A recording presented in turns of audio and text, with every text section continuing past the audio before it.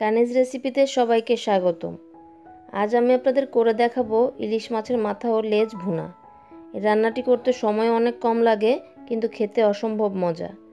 আর দেরি না করে চলুন চলে যাই মূল পর্বে। আমি চলে যাচ্ছি রান্নায়। চুলায় হাঁড়িতে দিয়ে দিচ্ছি 2 টেবিল চামচ পরিমাণ তেল।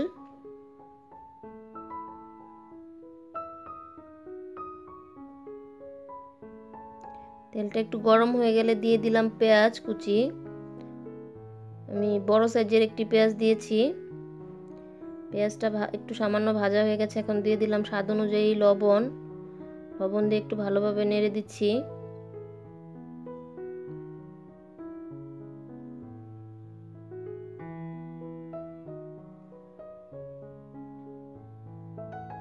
এ পর্যায়ে কিছু মশলা অ্যাড করব। তার আগে দিয়ে দিলাম 3 টেবিল চামচ পরিমাণ পানি, যাতে করে মশলাগুলো পুড়ে না যায়।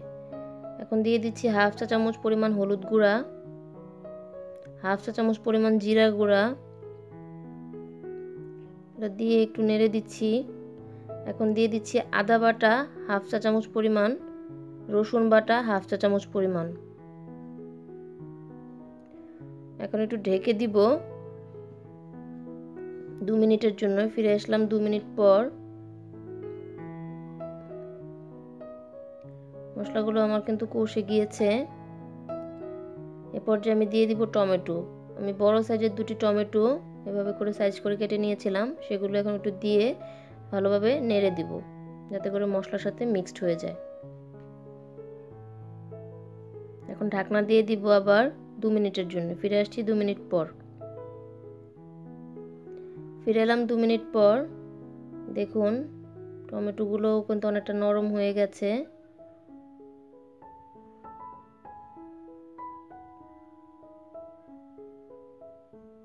টমেটোগুলো এখন পুরাই গলে গিয়েছে। এ পর্যায়ে আমি মাছের মাথা দিয়ে দিব। দিয়ে দিচ্ছি মাছের মাথা ও লেজ।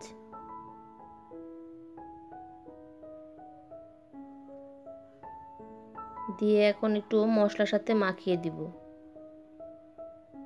যাতে করে মাছের মাথা ও লেজের ভিতরে মশলাটা ঢুকে। ইলিশ মাছ রান্না করতে এমনিও সময় কম লাগে। এই রান্নাটা আসলে অনেক অল্প সময়েই করা যায়। তারপর নাড়া দেওয়া মশলার সাথে মিক্সড করা হয়ে গেছে। এখন ঢেকে দিচ্ছি 2 মিনিটের জন্য। ফিরে আসছি আবার 2 মিনিট পর। ফিরে এলাম 2 মিনিট পর। আমার এক সাইড কিন্তু মাছের কিছুটা কষে গিয়েছে। এখন আমি একটু আস্তে আস্তে করে উল্টে দিব। একটু সাবধানে উল্টাতে হবে, যেন আবার ভেঙে না যায়। উল্টিয়ে আমি একটু হাফ কাপ পরিমাণ পানি দিয়ে দিব। পানি দিয়ে ঢাকনা দিয়ে দিব। আনফরচুনেটলি আমার পানি দেওয়ার ভিডিওটা ডিলিট হয়ে গেছে, তাই বলে দিলাম। হ্যাঁ, ফিরে এলাম তারপর 5 মিনিট পর। আমার রান্না কিন্তু হয়ে গেছে। মাছও সিদ্ধ হয়ে গেছে, ঝোলও অনেকটা কষে গিয়েছে। পানি আমি খুবই অল্প দিয়েছি, হাফ কাপ পরিমাণ দিয়েছি, জাস্ট মাছটা সিদ্ধ হওয়ার জন্য। সিদ্ধ হয়ে গেছে। এখন খুবই অল্প একটু পানি আছে বা ঝোল আছে। এ পর্যায়ে আমি এখানে দিয়ে দিব ধনেপাতা কুচি। এখানে আমি 2 টেবিল চামচ পরিমাণ ধনেপাতা কুচি দিয়ে দিচ্ছি। দিয়ে আমি জাস্ট 2 মিনিট ঢেকে রাখবো। তারপর সার্ভিং ডিশে নিয়ে আমি আপনাদের সার্ভ করে দেখাচ্ছি। সার্ভিং ডিশে নিয়ে নিয়েছি। দেখুন দেখতে কতটা ইয়াম্মি লাগছে। খুবই মজার এই খাবারটি, খুবই অল্প সময়ে বানানো যায়। আপনারা অবশ্যই বাসায় ট্রাই করবেন।